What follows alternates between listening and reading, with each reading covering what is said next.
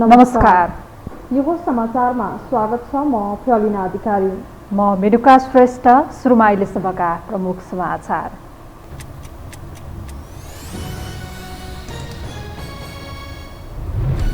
प्रधानमन्त्री प्रचण्ड र एमाले अध्यक्ष ओलीबीच भेटवार्ता। नयाँ गृहमन्त्रीदेखि राष्ट्रपति निर्वाचनका विषयमा छलफल। सत्ता समीकरण बदल्ने षड्यन्त्र भइरहेको महासचिवको आरोप। रवि लामिछानेको पुरानो नागरिकता पुनः कायम। राष्ट्रिय स्वतन्त्र पार्टीको सभापतिमा पुनर्बहाली। गृह मन्त्रालयमा दाबी कायमै राख्ने पार्टीको निर्णय। काठमाडौँ महानगरपालिकाको कदम विरुद्ध माइती घरमा प्रदर्शन। बालेन शाहले स्थानीयमाथि ज्यादती गरेको गुनासो। पुराना शासकभन्दा पनि निरङ्कुश भएको आरोप।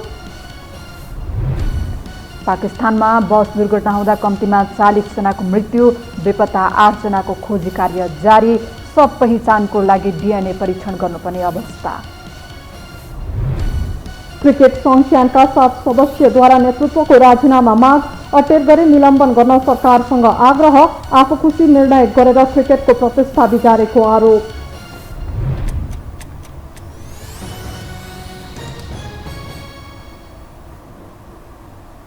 अब समाचार विस्तारमा। प्रधानमन्त्री पुष्पकमल दाहाल प्रचण्ड र एमाले अध्यक्ष केपी शर्मा ओली बीच भेटवार्ता भएको छ। प्रधानमन्त्रीको सरकारी निवास बालुवाटारमा आज भएको भेटवार्तामा नयाँ गृहमन्त्री र राष्ट्रपति निर्वाचनका सन्दर्भमा छलफल भएको प्रधानमन्त्रीको सचिवालयले जनाएको छ। सर्वोच्च अदालतले शुक्रबार रवि लामिछानेको संसद पद बदर गरेपछि गृहमन्त्री पद रिक्त छ। लामिछानेले उपप्रधान तथा गृहमन्त्रीबाट राजीनामा दिए पनि उनको पार्टी राष्ट्रिय स्वतन्त्र पार्टीले यस पदमा दाबी गर्दै आएको छ। यता फागुन 28 भित्र हुने राष्ट्रपति निर्वाचनका सन्दर्भमा पनि दुई नेता बीच गहन छलफल भएको बताइएको छ। प्रधानमन्त्री प्रचण्ड राष्ट्रपतिमा राष्ट्रिय सहमति कायम हुनुपर्ने पक्षमा उभिएपछि एमालेसँग दूरी बढेको छ।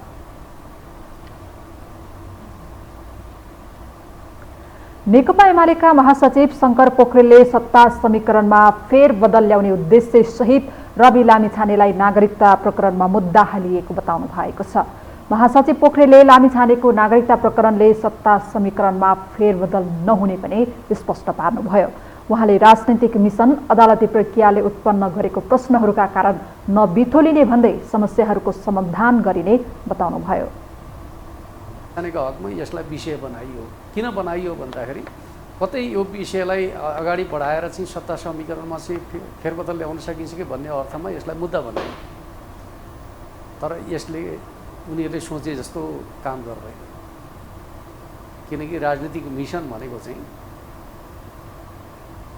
अदालती प्रक्रियाले चाहिँ उत्पन्न गरेका प्रश्नका कारणले बिथोलिने होइन। राजनीति भने त्योभन्दा माथिको चिज हो। त्यस अर्थमा हामी यसलाई राजनीतिक ढङ्गले चाहिँ ट्याकल गर्छौँ, समाधान गर्छौँ भन्ने कुरा नै मुख्य कुरा हो भन्ने मलाई लाग्छ। महासचिव पोखरेलले रवि लामिछानेको नागरिकता प्रकरणमा सर्वोच्च अदालतले देखाएको सक्रियता चमत्कारित रहेको टिप्पणी गर्नुभयो।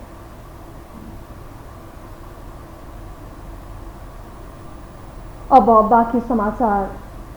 रवि लामिछानेको नेपाली नागरिकता पुनः कायम भएको छ।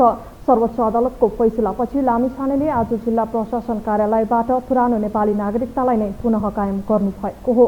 सर्वोच्च अदालतको आदेश बमोजिम लामिछानेले आइतबार जिल्ला प्रशासन कार्यालय काठमाडौँबाट नेपाली नागरिकता पुनः कायम गरेको राष्ट्रिय स्वतन्त्र पार्टीका नेता दीपक बोहराले जानकारी दिनुभयो।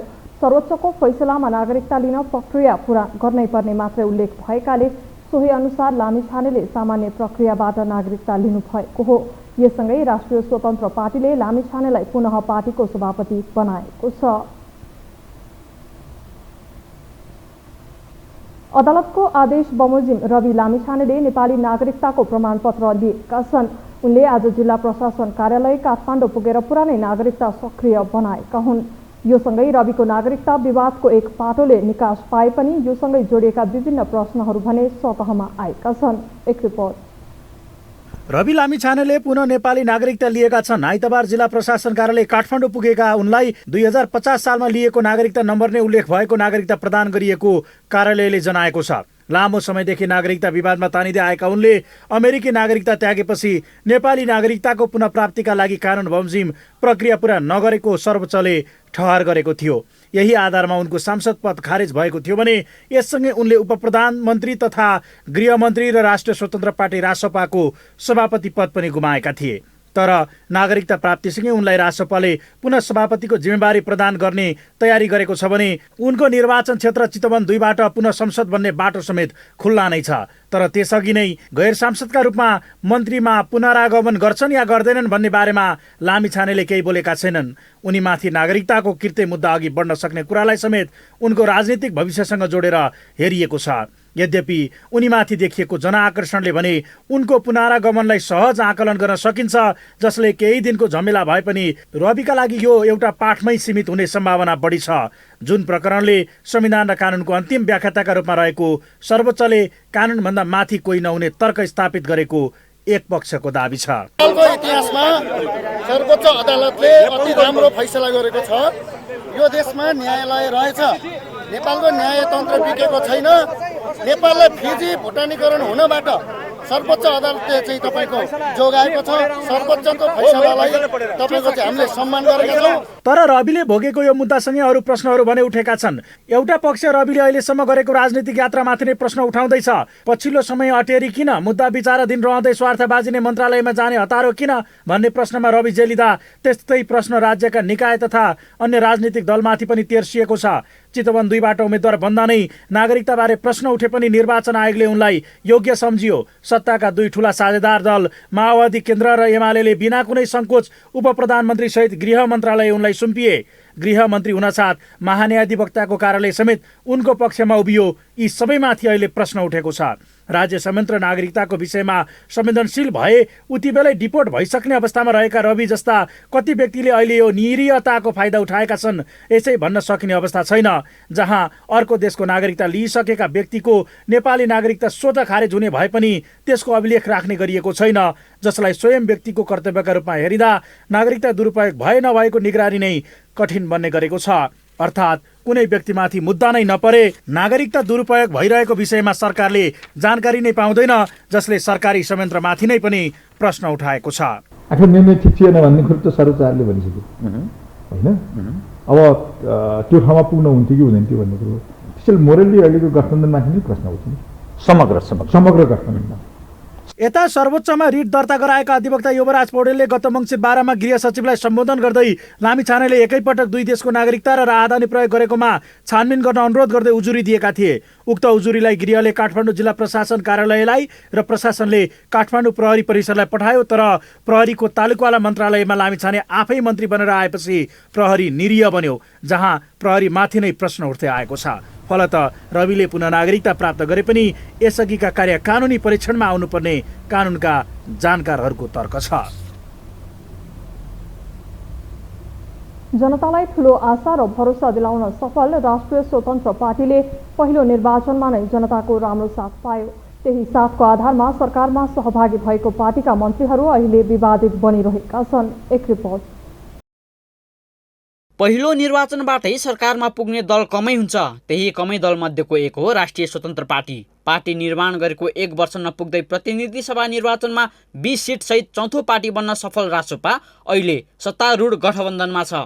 लामिछानेलाई अदालतले सांसद बन्न अयोग्य रहेको ठहर गर्दै पदमुक्त गरेपछि भने अहिले उनी सरकारबाट बाहिर छन्। नागरिकता विवादले लामिछानेले पदमुक्त हुँदै गर्दा रासपाका बाँकी मन्त्रीहरू पनि विवाद रहित भने हुन सकेका छैनन्। संस्थापक पार्टी सभापति तथा पूर्व गृहमन्त्री लामिछाने, शिक्षा विज्ञान तथा प्रविधि मन्त्री शिशिर खनाल, श्रम रोजगार तथा सामाजिक सुरक्षा मन्त्री डोल प्रसाद अर्याल र स्वास्थ्य तथा जनसङ्ख्या राज्यमन्त्री डाक्टर तोसीमा कार्की चारैजना पछिल्लो समय विवादमा मुछिएका छन्। पूर्व उपप्रधान तथा गृहमन्त्री लामिछाने मन्त्री बनिसकेपछि विवादको पर्याय जस्तै बने। उनले गरेका अधिकांश कार्यलाई सबैले नजिकबाट निहाल्दै गर्दा उनी धेरै विवादमा परे। नागरिकता विवाद हुँदै गर्दा स्वार्थबाजी नै मन्त्रालयमा गएको बाटो नै उनको विवाद सुरु भयो। त्यो सँगै पिर्के सलामी हत्या अभियोगमा फरार रहेका लक्ष्मी महतो कोइरी प्रकरणमा पनि उनी विवादित नै बने। त्यस्तै गिटी बालुवा क्रसर उद्योगलाई लगाएको प्रतिबन्ध र त्यसलाई सशर्त खुलाउने निर्णयको विवादले पनि उनलाई पछ्याइ नै रह्यो।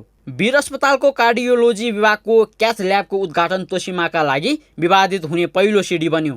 ल्याब उद्घाटन गर्न स्वास्थ्य तथा जनसङ्ख्या मन्त्री पदम गिरी र राज्य मन्त्री दुवै पुगेपछि दुईटा रिबन मन्त्री गिरी र स्वास्थ्य राज्य मन्त्री कार्कीले एकैसाथ तल्लोमाथि गरेर रिबन काटेका थिए। संसद भवन अगाडि आगो लगाएर आत्मदह गरेका प्रेम प्रसाद आचार्यलाई आइसियु कक्षमा युट्युबरसहित भेट्न गएपछि स्वास्थ्य राज्य मन्त्री तोशिमा कार्की थप आलोचित भइन्। यो हरकतले उनले ठुलै विवादको सामना गर्नु पर्यो। यद्यपि उनले भने राज्य भएको महसुस गराउन गएको प्रतिक्रिया दिएकी छन्।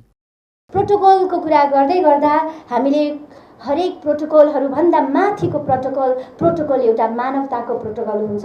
त्यसैलाई टेकेर म त्यहाँ पुगेको हुँ भन्न चाहन्छु। र म भित्रै रहिएको चिकित्सक, एउटा संवेदनशील चिकित्सकले उहाँको स्वास्थ्य स्थिति नबुझिकन बस्न सकेन र उहाँलाई त्यो स्थिति पुर्याउनसम्म रोक्न नसके तापनि अन्तिम घडीमा छटपटाइरहेको एक नागरिकलाई किन यसो गर्नुभयो? राज्य थियो नि, यहाँ आउनुभएको हुन्थ्यो, हामी केही त गर्न सक्थ्यौँ कि, हामी अहिले नयाँ सरकार बनेका छौँ भनेर त्यो नभनिकन बस्न सकेन। मेन पावर व्यवसायी डोल प्रसाद अर्याल श्रम मन्त्री भएपछि उनको नियुक्तिमा नै विभिन्न सवाल उठेको थियो। ठुला मेन पावर व्यवसायीहरू श्रम मन्त्रीलाई प्रयोग गरेर व्यापार हात पार्न चलखेल गरेको घटना बाहिरिरहँदा अब सिधै मेन पावर कम्पनीले खोजेर ल्याएको मागपत्र खोज्ने व्यक्ति नै मन्त्री भएपछि उनी विवादको घेरामा आएका हुन्। एनजिओ आइएनजिओ सञ्चालन गर्दै आएका शिक्षा मन्त्री शिशिर खनालको पहिलो निर्णय नै विवादित बन्यो। कक्षा 1 देखि 5 सम्म पाठ्यपुस्तक छपाईको जिम्मा सरकारी संस्था जनक शिक्षा सामग्रीबाट खोजेर निजी क्षेत्रलाई दिने भएपछि उनको पहिलो निर्णय नै जनताका लागि अभिशाप भएको तर्क गरिएको छ। सरकारको लगानीमा निर्माण भएको जनक शिक्षाको अनियमिततालाई हटाएर बचाउनुको साटो मास्न खोजेको भन्दै उनको पुतला नै दहन गर्नुपर्ने अवस्था आएको छ। निजी क्षेत्रलाई प्रोत्साहन गरी आफू कमिसन खान खोज्ने र विद्यार्थीलाई आर्थिक भार पार्न खोजेको भन्दै उनी विवादमा मुछिएका छन्। त्यहाँको चाहिँ व्यवस्थापकलाई सुधार्नुको साटो फेर्नुको साटो आज शिक्षा मन्त्रालयको नेतृत्व गरेका शिशिर खनालले 1 देखि 5 सम्मको पाठ्य पुस्तक निजीलाई छपाउन दिएर एकातिर सरकारको लगानीमा सञ्चालन भएको संस्थालाई धराशायी बनाउने समाप्त गर्ने भने अर्कोतिर निजी चाहिँ अझ निजी छाप केन्द्रमा लगेर पुस्तक छपाएर कमिसन खाने खेल रचिरहेका छन्। यसरी पार्टीका सबै मन्त्री विवादित बन्दै गइरहँदा राष्ट्रपतिबाट नागरिकको भरोसा टुट्न सक्छ। जनताको म्यान्डेट प्रतिपक्षमा नै बस्ने हुँदाहुँदै सरकारमा गएका उनीहरू अब सचिन पर्ने राजनीतिक विश्लेषकको तर्क छ। त्यो गर्नुपर्छ। म अहिले देखिरहेको छैन त्यो उहाँहरूको चाहिँ, किनभने म यस्तो गर्छ भनेर भन्न सक्थेँ उनीहरू प्रतिपक्षमा हुँदा भएको भए, तर उहाँहरू त पुरै चाहिँ सत्ता पक्षमा गएर त्यहाँ चाहिँ भागभण्डामा सबै सामेल हुने जुन चाहिँ क्यारेक्टर देखाउनु हो, यसबाट म चाहिँ त्यो छ। तर तपाईँले भनेको चाहिँ सुझाव चाहिँ वास्तवमा राजनीतिक डिसिजन के हो भने अब हामी सत्ता बाहिर रहन्छौँ, हामी प्रतिपक्षको भूमिका खेल्छौँ, हामीलाई पनि त्यो सत्तामा चाहिँ बार्गेनिङ गर्दाखेरि हामीले गल्ती गऱ्यौँ र हामीलाई चाहिँ माफ गर्नुहोस्, अब चाहिँ हामी ठिक लाइनमा आयौँ भन्ने हो भने यो कोर्स चाहिँ बदलिन्छ। सरकारमा गएको छोटो समयमा नै गलत निर्णय र गतिविधि भइरहँदा जनतामा डर पैदा भएको छ। नयाँ आएका दलले नागरिकको विषयमा केही राम्रो गर्छन् कि भन्ने आश कतै निराशमा परिणत हुने त होइन भन्ने प्रश्न उब्जिएको छ। उनीहरूका यस्ता हरकतले जुन जोगी आए पनि कानै चिरेका भन्ने नेपाली उखानले सार्थकता पाउने हो कि भन्ने आशंका गर्ने ठाउँ दिएको छ। यो टेलिभिजनका लागि निरज कोइराला, काठमाडौँ। हामीसँग समाचार बाँकी नै छन्, अहिलेलाई विश्राम।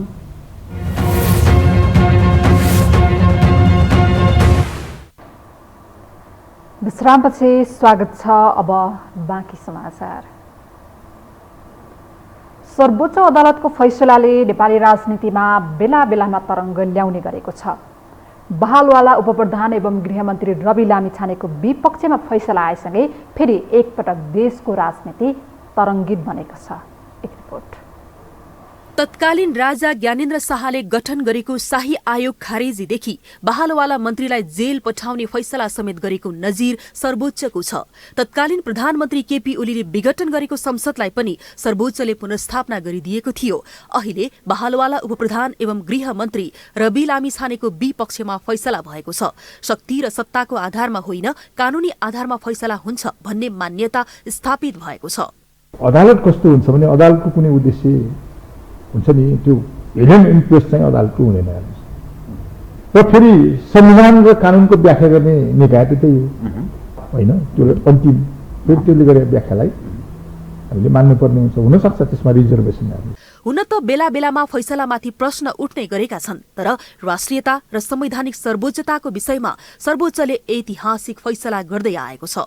सर्वाधिक चासो भएकै कारण संविधान निर्माणको क्रममा नागरिकताको विषयमा लामो बहस भएको थियो। त्यही नागरिकताको विषयमा खेलवाड गर्दा लामिछानेले उपप्रधानमन्त्री, गृहमन्त्री, सांसद, पार्टी सभापति र संसदीय दलको नेताको पद गुमाउनु परेको छ।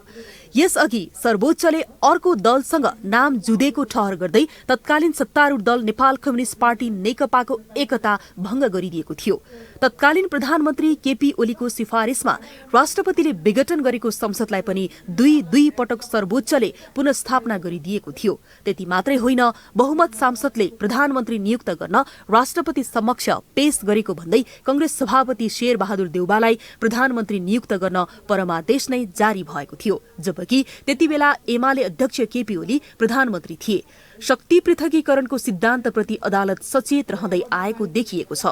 अब अदालतमा गइसकेपछि अदालतले कागजातहरू हेर्छ होइन, किनभने हाम्रो चाहिँ अदालत त फेरि त्यो नजिरहरू पनि हेर्छ होइन, हाम्रो त सिभिल ल होइन जहाँ चाहिँ नजिर हेरिँदैन। त्यसकारणले हामीलाई चाहिँ अहिले चाहिँ भएको चाहिँ सङ्कट के हो भन्दाखेरि नेपालको कानुन अनुसार उहाँले नागरिकता नलिकन त्यो प्रक्रिया पुरा नगरिकन, जसरी फेरि यसभन्दा अगाडि जुन सरल तरिकाले उहाँले सबै काम फत्ते गर्दै जानुभएको छ, कानुनी दृष्टिकोणमा त उहाँमाथि षड्यन्त्र भएको होइन।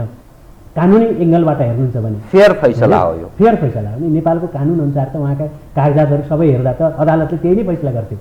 व्यवस्थापिकाले कानून बनाउने, कार्यपालिकाले कार्यान्वयन गर्ने र न्यायपालिकाले कानून अनुसार काम भएको छ कि छैन हेर्ने काम गर्दछ। सर्वोच्च अदालतकै 4 जना पूर्व प्रधान न्यायाधीशहरू समेत अवहेलना मुद्दामा लिखित जवाफ लिएर सर्वोच्च जानु परेको थियो। यस्ता कतिपय फैसलाले नेपाली राजनीति नै तरङ्गित बन्ने गरेको छ। यद्यपि कानूनको नजरमा सबै समान हुन्, कोही ठूलो सानो हुँदैन भन्ने नजिर स्थापित हुँदै आएको छ। यो हो टेलिभिजनका लागि पासाङ शेर्पाको रिपोर्ट। अमेरिकी उपमन्त्री भिक्टोरिया नुल्यान्ड 2 दिने औपचारिक भ्रमणका लागि आज नेपाल आइपुग्नु भएको छ। उपमन्त्री भिक्टोरियाले प्रधानमन्त्री पुष्पकमल दाहाल प्रचण्ड, परराष्ट्र मन्त्री डाक्टर बिमला राई पौड्यालसँग शिष्टाचार भेट गर्ने तय भएको छ। उहाँले राजनीतिक दलका शीर्ष नेतासँग पनि भेटवार्ता गर्ने बताइएको छ। अमेरिकी विदेश मन्त्रालयमा 33 वर्ष कार्य अनुभव भएकी भिक्टोरियाले जर्ज डब्ल्यू बुश र बाराक ओबामा प्रशासनमा महत्त्वपूर्ण जिम्मेवारी सम्हाल्नु भएको थियो। वर्तमान सरकार बनेपछि अमेरिकाबाट भएको यो उच्च अधिकारीको पहिलो भ्रमण हो।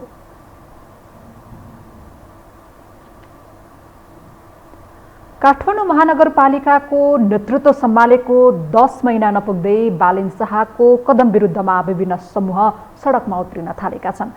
आज त उनको विजय जुलुसमै सहभागी भएका प्रतिस्पर्धी समेत सडक सङ्घर्षमा उत्रिए।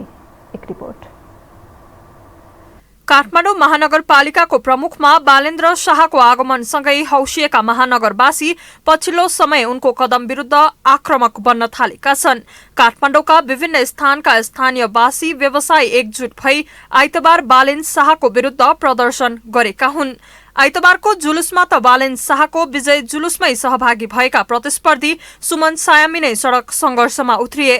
नेवार समुदाय र स्थानीयको प्रतिनिधित्व गर्दै सङ्घर्षमा उत्रिएका उनै सारथीले अहिले बालेन्द्र शाहले क्षेत्राधिकार मिच्दै दम्भ देखाएको भन्दै सङ्घर्षमा उत्रिन बाध्य भएको बताएका छन्। यदि उहाँले जनताको भावना बुझेन, मर्म बुझेन भने उहाँ भोलि त्यहाँको त्यो औचित्य रहँदैन त्यहाँ बसेको। त्यही भएको कारण नै उहाँ सचिनुस् भनेर यो खबरदारी सभा हो, यो साङ्केतिक हो। यदि उहाँ सचिनु भएन भने उपत्यकाभरि मान्छे उठेर आउँछन्।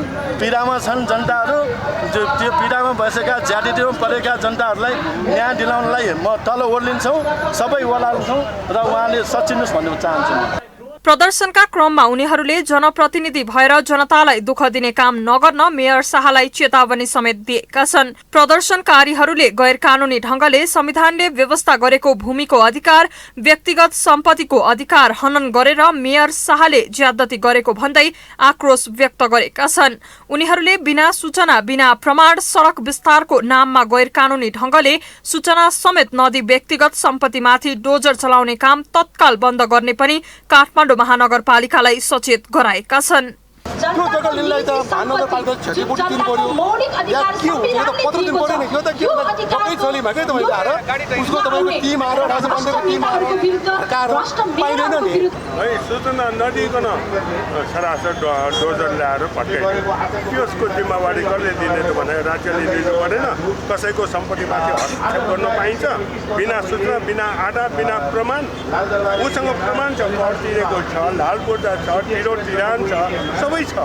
काठमाडौँ महानगरपालिकाले गैर कानूनी ढंगले व्यक्तिको सम्पत्तिमाथि समेत डोजर चलाउने काम गरेपछि स्थानीयले त्यसको विरोधमा प्रदर्शन गर्दै आएका छन्। अब पनि आफूहरूलाई थप पीडा दिने काम गरे सह्य नहुने प्रदर्शनकारीहरूले चेतावनी दिएका छन्। यता महानगरवासीले गत वैशाखको स्थानीय निर्वाचनमा नपत्ताएका पूर्व मेयर केशव विरुद्ध उभिएका छन्। उनले बालिन शाहबाट केही आशा गर्ने ठाउँ नरहेको भन्दै जनता समक्ष उभिने आँट पनि शाहले नगरेको आरोप लगाएका छन्। 4 महिनादेखि उहाँ छैन। कहिले कहिले चाहिँ उहाँ सभागृह जानुहुन्छ। खुइ आयो खुइ कहाँ साथमा तपाईँहरूको टिममा कोही आउँछ? कुनै टिभीमा चाहिँ फेस गर्ने ताकत राख्छ? नो। सार्वजनिक मञ्चमा अस्ति ढाङढाङ डुङ्डुङ गरेर तोडफोडमा गयो। अहिले त सेक्युरिटी माग्नु पर्यो। कोही सार्वजनिक ठाउँमा आएछ? यो हुल्लडको जमात छ यस्तो यस्तो गर्ने। त्यो हुल्लडले के गर्छ? अनि के युट्युबर छ र त्यो समूह नबुझिकन जान्छ कोही? सुकुम्बासी बस्ती हटाउने बालिन शाहको कदम विरुद्ध सुकुम्बासी समुदाय आक्रोशित छन्। यस्तै पार्किङको विकल्प नदिई व्यवसायीलाई उठी बास लगाउन खोजिएको भन्दै सड़क संघर्ष गर्ने व्यवसायीले पनि धम्की दिइसकेका छन्। सुरुवाती दिनमा महानगरवासी सामु आशातीत भएर उदाएका उनै प्रमुख पछिल्लो समय उग्र बन्दै जाँदा चौतर्फी आलोचना समेत खोप्नु परेको छ। आफ्नै सहयात्री झै सम्झिएकाहरू पछिल्लो समय बालिन शाह विरुद्ध उत्रिएका छन्। विरोधीप्रति उपमेयर को मौन समर्थन र चौतर्फी घेराबन्दीमा परेको शाह आफ्नै योजना आफैले बाँडेको सपनाका कारण पछिल्लो समय आलोचित बन्दै आएका छन्। अब बाँकी समाचार। ललितपुरमा विदेशी ब्रान्डको नक्कली मदिरा बनाउने कारखाना फेला परेको छ। प्रहरीले नक्कली मदिरा बनाउने कार्य र कारोबारमा संलग्न 3 जनालाई पक्राउ गरेपछि यस्तो रहस्य खुलेको हो। प्रहरीले ललितपुरको महालक्ष्मी नगरपालिकामा कारखाना सञ्चालन गरेर ब्ल्याक लेबल सहितका विदेशी मदिरा बनाउने कार्यमा संलग्नलाई पक्राउ गरेको छ। यस्तै सो कम्पनीमा नेपाली मदिराको ब्रान्ड पनि नक्कली बनाउने गरेको पाइएको छ। विशेष सूचनाका आधारमा उपत्यका प्रहरी कार्यालयको टोलीले दोलखाको कालिन्चोकका निरज उप्रेती सहित 3 जनालाई पक्राउ गरेको हो। पक्राउ पर्नेमा 1 जना सञ्चालक र 2 जना विक्रेता भएको प्रहरीले जनाएको छ।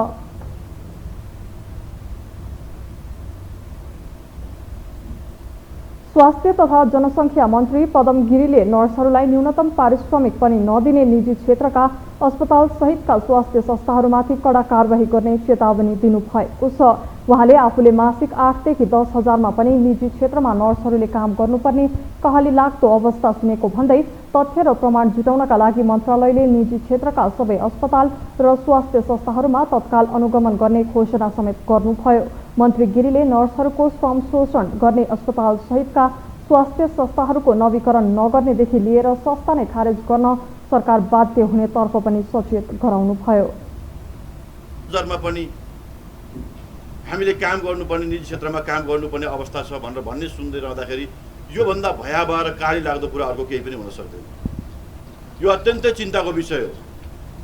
म यहीँबाट भन्न चाहन्छु यसरी न्यूनतम पारिश्रमिक पनि नदिइकन तल भत्ता नदिइकन काममा लगाउने र श्रमको शोषण गर्ने कुरा कुनै पनि मूल्यमा ठिक हुन सक्दैन, उचित मान्न सकिँदैन।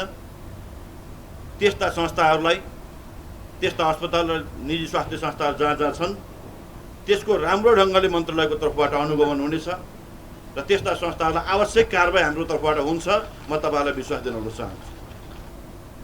मन्त्री गिरीले कोभिड कालमा नर्सहरूले आफ्नो जीवनलाई जोखिममा राखेर स्वास्थ्य क्षेत्रमा पुर्याएको योगदानको प्रशंसा गर्दै उनीहरूलाई आवश्यक तलब भत्ता सहितको व्यवस्था मिलाउने प्रतिबद्धता समेत व्यक्त गर्नुभयो। हामीसँग अन्तर्राष्ट्रिय र खेल समाचार बाँकी नै छन्। अहिलेलाई विश्राम।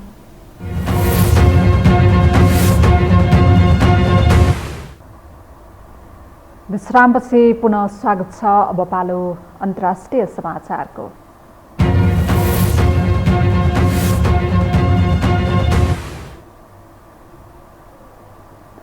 पाकिस्तानमा बस दुर्घटना हुँदा कम्तीमा पनि 40 जनाको मृत्यु भएको छ। बलुचिस्तान प्रान्तमा भएको दुर्घटनामा परि 40 जनाको शव भेटिएको पाकिस्तानी सञ्चार माध्यमहरूले जनाएका छन्। पुलको पिल्लरमा ठोक्किएर तल खाल्डोमा खसे लगतै बसमा आगो लागेको थियो। बसमा 48 जना यात्रु रहेको विवरण प्राप्त भएको र बाँकीको खोजी भइरहेको भन्दै पाकिस्तानी प्रहरीले बसमा रहेका सबैको ज्यान गएको आशंका गरेको छ। सब छेद अवस्थामा फेला परेकोले पहिचानका लागि DNA परीक्षण गर्ने तयारी भइरहेको प्रहरीले जनाएको छ।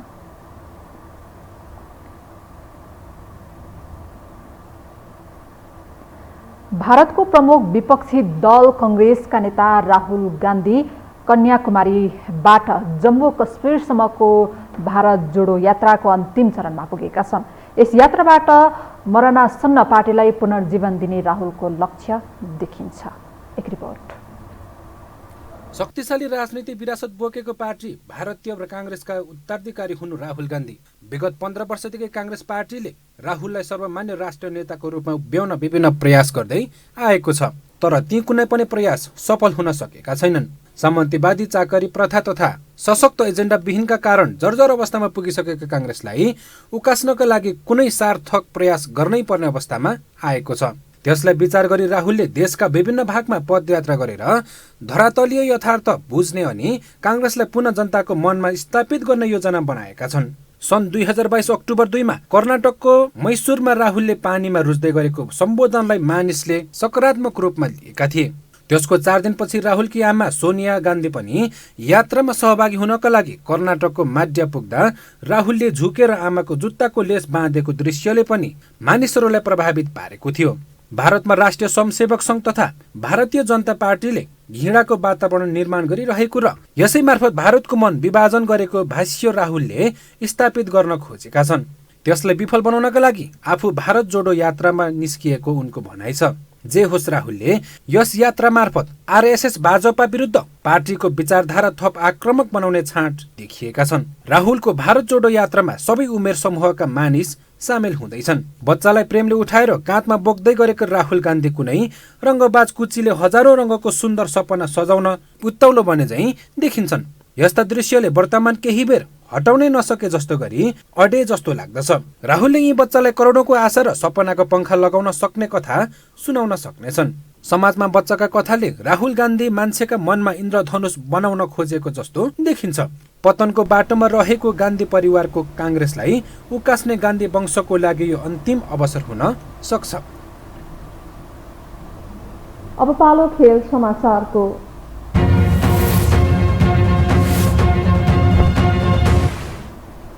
नेपाल क्रिकेट संघका 7 जना कार्य समिति सदस्यले नेतृत्वको राजीनामा माग गरेका छन्।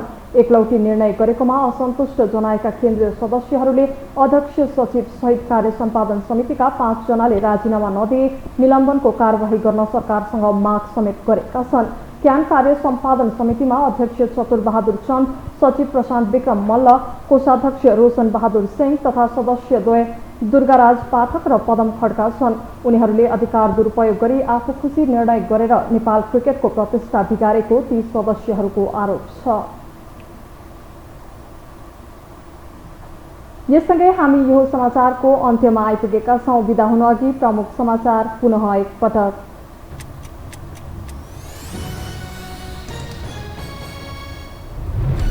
प्रधानमन्त्री प्रचण्ड र एमाले अध्यक्ष ओलीबीच भेटवार्ता, नयाँ गृहमन्त्रीदेखि राष्ट्रपति निर्वाचनका विषयमा छलफल, सत्ता समीकरण बदल्ने षड्यन्त्र भइरहेको महासचिवको आरोप।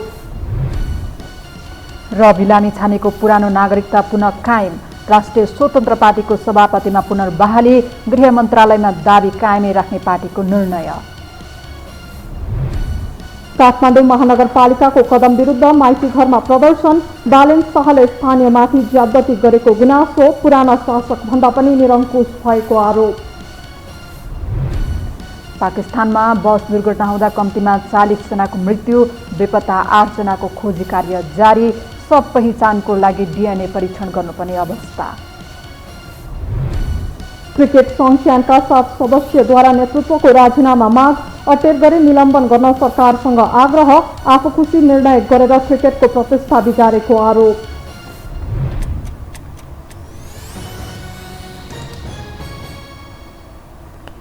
हवस् त यो समाचार सकियो। समाचार बुलेटिनका साथै यो टेलिभिजनका सम्पूर्ण कार्यक्रम यो टेलिभिजन.com, यो खबर.com, युट्युब र फेसबुकमा पनि पढ्न र हेर्न सक्नुहुनेछ।